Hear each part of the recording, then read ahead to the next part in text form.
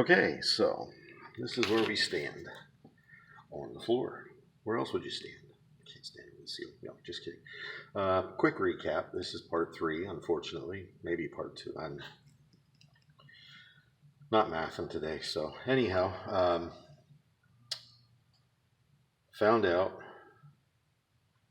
I went looking for a tool to fix the bung on the downpipe for the O2 sensor.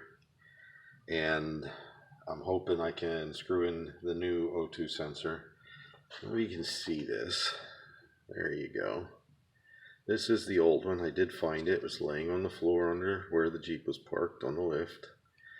But I don't know if you can tell from this, but it appears that the previous installation of this unit went in cross-threaded.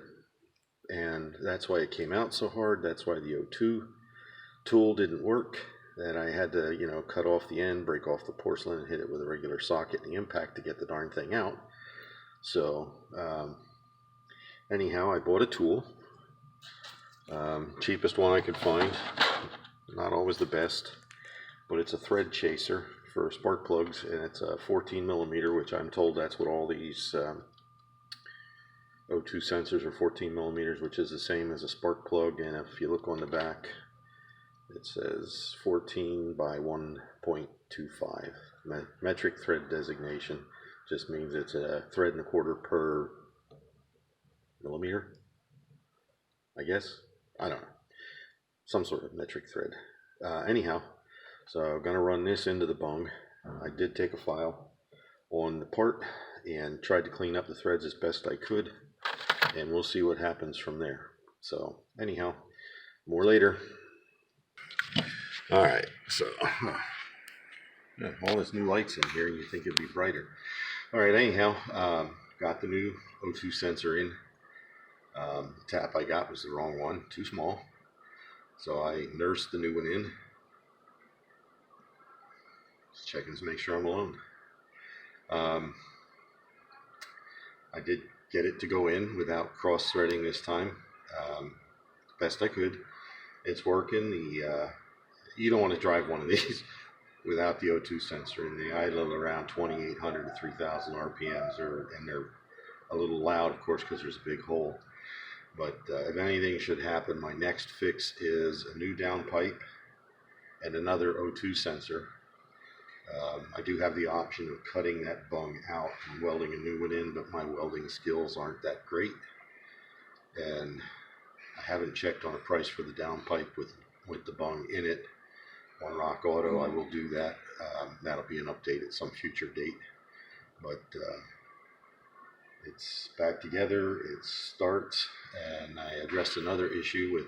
I got a bunch of new tools, of course, with the toolbox, and among them was a set of Cobalt vice grips, and I like them. I had to hold the upper shock shaft from turning while I tightened up the nut. For some reason, when I put the shocks in after the lift kit, or with the lift kit, didn't get that one tight. When I went to tighten it up, I was holding it with a Irwin vice grips that I have, and I couldn't get it to not turn in the vice grips as I was trying to tighten that upper nut. So the new Cobalt vice grips, biggest ones that came in the set, and there's a set of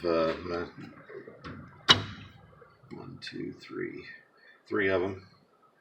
The biggest one worked like a champ. Got the nut tight so the bushings on the upper shock mount are compressed ever so. So I got that addressed. Going to take it for a quick test drive just around and see how that works out with the new sensors in, and see if that takes care of the miss. Also replacing that vacuum elbow on the fuel pressure regulator. I'm still putting the new one on because, like I said, I think that O2 sensor obviously was replaced at one point, and whoever did it cross-threaded it into the bung. Fortunately, most of the damaged threads seem to be isolated for the most part to the O2 sensor that I took out. The rest of the threads in there didn't look horrible. But like I said, if it turns out that's not going to work like that, then I'll just get a new downpipe and new O2 sensor from Rock Auto, and that'll take care of it. So anyhow, that's all I got for you now. This is part 3, I think, on this last update. So I'll get these uploaded as soon as possible. Like, subscribe, share, leave a comment.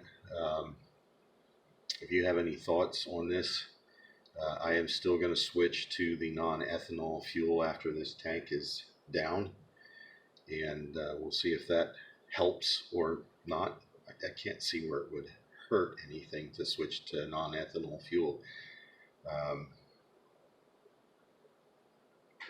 Yeah, I guess I should just put more miles on the thing, but I don't really need to. So anyhow, that's it for now. You'll see me next time. Bye.